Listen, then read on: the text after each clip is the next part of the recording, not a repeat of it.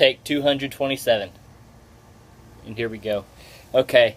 Hey everybody, my name is Garrett Turner. So, the first way to find motivation is to find somebody that is successful in your field of study, or they're successful in what you're interested in, you know. Like, say you really want to be great at soccer, you look at Ronaldo, go see what his training schedule is like. Or maybe you want to be successful as a doctor, you could find a guy who's good at surgery.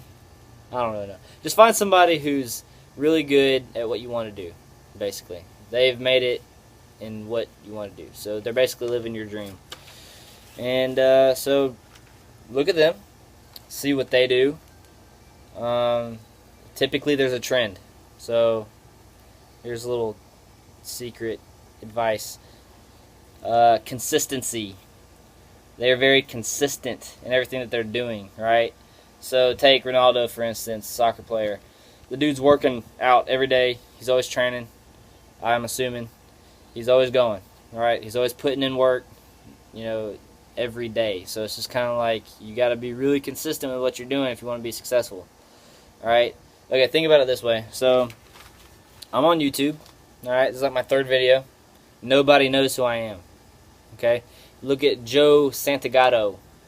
He is very successful on YouTube. He's got 1.5 million subscribers or something like that. Some crazy shit like that.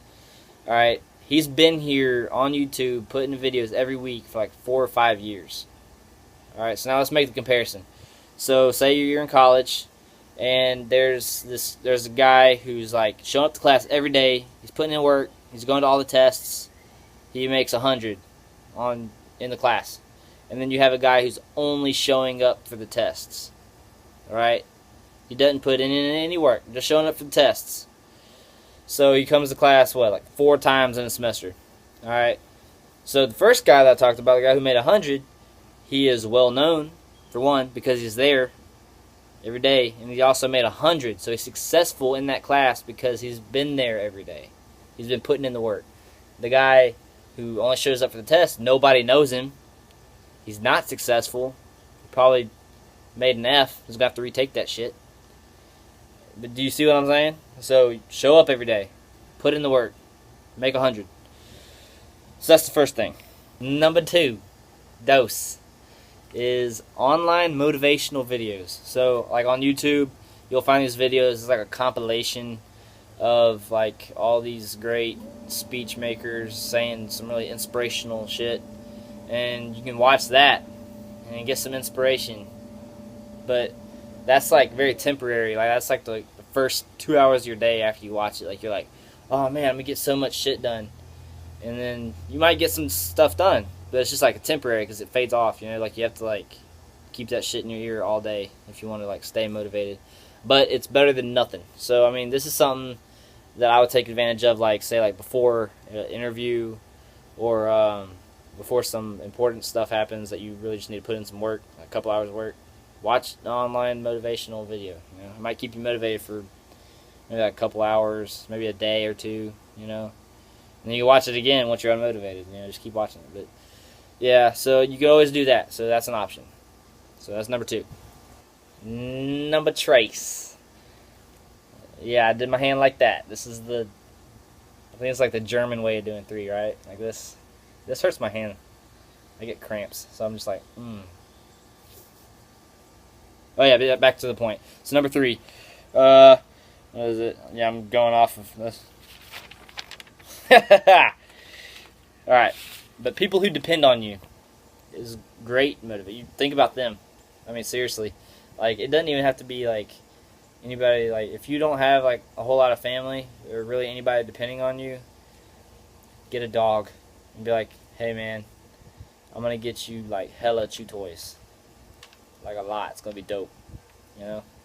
But I mean, like if you do have family, you know, like think about your parents or like your kids, your girlfriend, your wife, whatever. Like you want to give them a better life, you know. So I mean, like you don't want to put your parents in a nursing home. You want to be successful so that you can take care of them. You know, you want to, put your kids off to a good start. You want to give your dog chew toys and shit. You know, you want to be able to afford that kind of stuff. So you got to work hard to do it. So I mean, just every day, whenever you don't feel like doing shit, think about them, and you will get to work. You know, or at least in my case. So that's number 3. Number 4, future goals, or just goals in general, long-term goals. You know, that will keep you on track. I mean, it'll give you something to work towards. You know, I mean, it doesn't have to be like it doesn't have to be something crazy. Like, okay, my goal is to be the president.